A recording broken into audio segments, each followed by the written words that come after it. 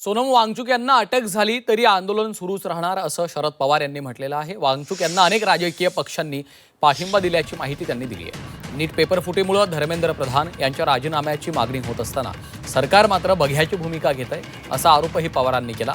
दिल्लीत गेल्या 20 दिवसांपासून आंदोलन सुरू होतं, मात्र सरकारमधील कुणीही आंदोलकांची भेट घेतली नाही, याबद्दल त्यांनी नाराजी व्यक्त केली आहे। आणि त्याचा परिणाम हजारो मुलांना त्यांच्या घरी जगावर अडचणी आहे। ती मागणी केली, पण केंद्र सरकार त्याच्याकडे बघ्याची भूमिका घेत असत।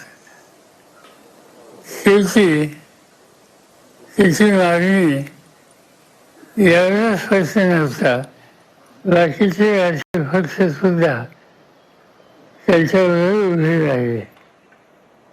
काँग्रेसच्या वतीनं त्यांचे प्रतिनिधी गेले, राष्ट्रवादीच्या वतीनं सुप्रियाताई गेल्या, इतर पक्षाचे लोक गेले आणि एक सामूहिक मागणी त्या ठिकाणी करत होते।